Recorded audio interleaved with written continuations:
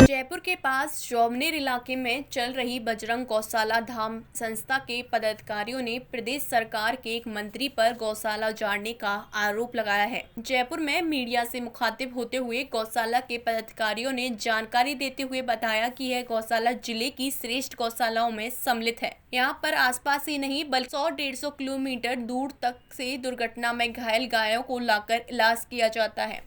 लेकिन एक दिन अचानक से बस्सी नागा के सरपंच तहसीलदार पवन चौधरी, एसडीएम अरुण जैन जेसीबी के साथ यहां पहुंचे और मौजूदा कर्मचारियों को बंधक बनाया। मौजूदा कर्मचारियों को बंधक बनाकर गौशाला में तोड़फोड़ करने लगे। कर्मचारियों के लाख विनती करने पर और समझाने पर भी वह नहीं रुके और काफी नुकसान कर दिया। इस दौरान मीडिया से बातचीत करते हुए पदाधिकारियों ने मुख्यमंत्री अशोक गहलोत से न्याय की गुहार लगाई है। जिस गौशाला को उनके मंत्री के आदेश पर गिराया गया, क्या उसे पुनर्निर्मित करने की आपकी जिम्मेदारी नहीं? अगर मुख्यमंत्री गौ माता के प्रति तनिक भी प्रेम और आदर रखते हैं तो इस संदर्भ में उन्हें तुरंत कार्रवाई करनी चाहिए, साथ ही दोषी लोगों पर कार्रवाई करनी चाहिए। सभी को जय गौ माता। देखिए, गौ माता जी के ऊपर जिस तरह से आए दिन प्रहार होते हैं, उसी के संदर्भ में आप सब लोगों के समक्ष आई हूँ ताकि आप मीडिया वालों का सभी का धन्यवाद, और आपके माध्यम से यदि गौ माता की जगह बच जाए और गौ माता बच जाए तो आप सभी को बहुत आशीर्वाद मिलेगा। श्री बजरंग गौशाला धाम बस्सी नागा तिबारिया तहसील जोबनेर, ये जयपुर नागौर हाईवे पे स्थित है। करीब 2000 से ये स्थापित है और 2003 से इसका रजिस्ट्रेशन है, पशुपालन विभाग में भी रजिस्टर्ड है।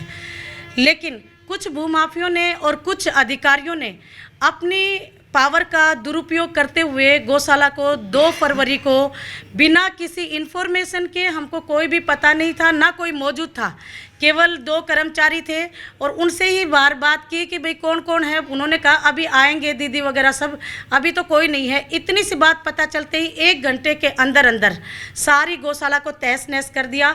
इवन पानी पीने की जो खेली थी उसको भी तोड़ दिया। आज तिसाई हैं गौ माताएँ, पानी पीने के लिए इधर उधर भटक रही हैं, प्यासी हैं। चारा भी हम खुले में डाले हैं गौ माताओं को, और जैसे ही ये गौशाला टूटी उसके बाद से 4 गोवंश खत्म हो चुका है और 3 एक्सीडेंट हो चुका है। एक अभी बाहर ही पड़ा है, कोई भी उसका संज्ञान लेने को तैयार नहीं है। जैसे कर्मचारियों को भी अंदर, जैसे ये लोग आए तो कर्मचारियों को अंदर बंद करके और पुलिस वाले खड़े कर दिए गेट पे कि आप कोई भी अंदर बाहर नहीं आओगे।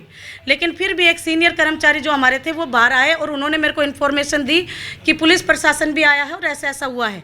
तो मैंने कहा तहसीलदार से मेरी बात करवाओ, तो तहसीलदार ने बात करने से मना कर दिया। मैंने कहा स्पीकर लेके खड़े हो जाओ, स्पीकर ऑन करके आपके मोबाइल कर। वो खड़े हुए।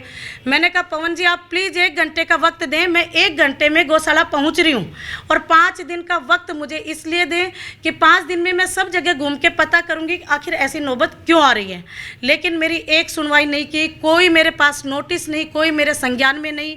एसडीएम और पटवारी और ये तहसीलदार और सरपंच, इन सब की मौजूदगी में खड़े होकर टूट गई। मैंने पूछा ये किसके कहने से? बताया गया सरपंच की शिकायत है, पंचायत की तरफ से आपकी शिकायत है। किसके पास है शिकायत का? मेरे को दो पर्चा। तो बोले कि शिकायत तो आपको कलेक्टर ऑफिस से मिलेगी। हम कलेक्टर ऑफिस गए तो कलेक्टर साहब से बात की तो कलेक्टर साहब ने कहा मेरे तो कोई संज्ञान में ही नहीं है ऐसा मैटर। तो फिर मैंने कहा जब आपके संज्ञान में नहीं तो एसडीएम से पूछे कि उन्होंने आपका नाम क्यों लिया। तो मेरे सामने ही हम लोग 5-6 लोग गए हुए थे और सबके सामने कलेक्टर ने फ़ोन किया एसडीएम को कि भाई किसके कहने से ये कार्रवाई हुई। तो एसडीएम ने जवाब दिया सर माननीय कृषि मंत्री लालचंद जी कटारिया के कहने से हुई और तुरंत कार्रवाई करने के आदेश से ये कार्रवाई हुई। हम फिर माननीय कृषि मंत्री जी के पास पहुंचे अपनी गुहार लेके कि भाई गौ माताएं इधर उधर रोड पे भटक रही हैं, एक्सीडेंट हो रहे हैं, ऐसा कुकृत्य क्यों कर रहे हैं? जहाँ मुख्यमंत्री गौशालाएं नंदीशालाएं बनवा रहे हैं, इतना अनुदान दे रहे हैं, फिर आपने ऐसी हरकत क्यों की? क्यों मुख्यमंत्री की या कांग्रेस सरकार की छवि को आप बर्बाद कर रहे हैं? ऐसा क्यों किया आपने? तो उन्होंने कहा मेरे कोई संज्ञान में नहीं है, लेकिन मैं फिर भी कोशिश करूंगा कि आपका जो भी है भूमि आवंटन का या जो भी मैं कर सकूं। हम दोबारा उनके पास गए कि आपने हमको आश्वस्त किया था कि मैं सरपंच को बुला के और आपका नोटिस लेकर आपको भूमि आवंटन करवाऊंगा। लेकिन हम उनके फार्म हाउस पे पहुंचे, उन्होंने कहा अभी निकले हैं। हम उनके घर पहुंचे, ऑफिस पहुंचे, बोले अभी निकले हैं। हमने कहा आप तो केवल हमको उनका पता बता दें जहाँ पर भी हैं। कई फ़ोन किए उनको, फ़ोन तो उठाते ही नहीं, लेकिन किसी ने हमको पता नहीं दिया। पीए से मेरी बात हुई, मैंने कहा भैया अभी तो केवल 5 मिनट की हमारी वार्ता का मैटर है, फिर मैटर बढ़ जाएगा, क्योंकि जितने भी गौ भक्त हैं उन सब में ज़बरदस्त आक्रोश है, क्योंकि गोचर भूमि केवल गौ माता की ही होती है। और अब आप लोग किस तरह से इसको मेरी मदद करेंगे, और मैं आज से ही, वैसे तो 2 तारीख से ही मैं धरने पे बैठी हूँ, और गौ माता जी को न्याय दिलाने के लिए, गोचर भूमि को मुक्त कराने के लिए, और गौशालाओं को ही ज़मीन मिले गोचर, उसके लिए मैं धरने पे बैठी हूँ।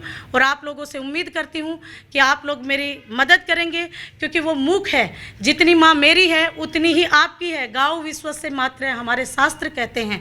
तो आप सभी से मेरा निवेदन है करवद, और सभी संगठनों से भी निवेदन है, आप लोग आगे आकर इस गौ माता को न्याय दिलाने में मेरी मदद करें। उसी के खरीदने से 1-2 ब्याई भी है तो बहुत कम दूध है गौशाला में, इसीलिए कर्मचारियों को, और गौशालाओं में दुधारू गाय हैं तो कर्मचारियों को 2-2 किलो दूध मिलता है, 1.5 किलो, 1-1 किलो। मेरी गौशाला में दूध ही नहीं, उनको क्या दूध दे।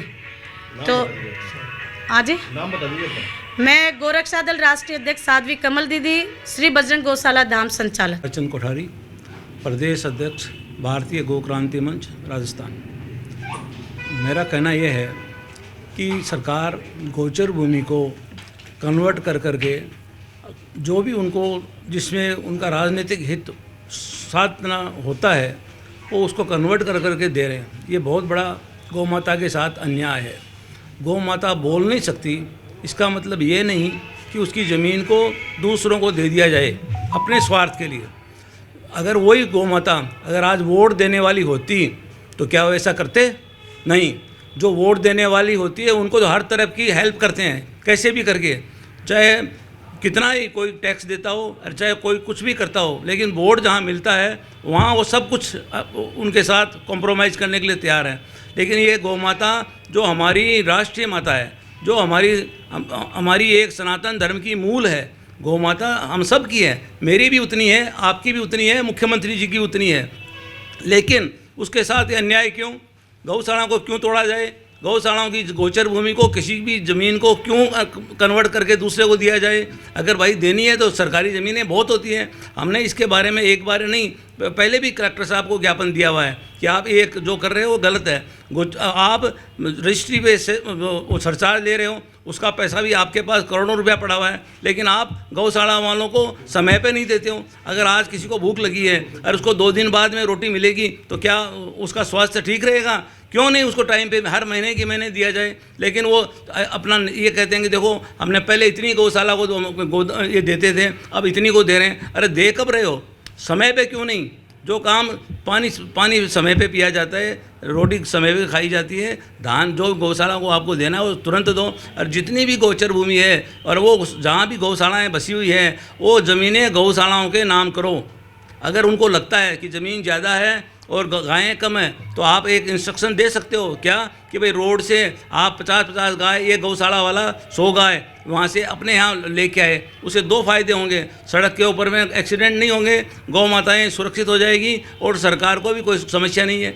क्यों नहीं वो ज़मीनें गौशाला को दे दी जाए? ये मेरा अनुरोध है। आगे आंदोलन क्या रहेगा ये बता दीजिए। आगे आंदोलन देखो सरकार इस पर क्या एक्शन लेती है। अगर ये नहीं दी तो आंदोलन तो होगा। हर सनातनी, हर गौ माता को मानने वाले को बहुत पीड़ा है कि ऐसा क्यों करते हैं। बार बार हम ज्ञापन देते हैं, क्यों ज़रूरत पड़ती है मतलब हमारे को सड़कों पे उतरने की?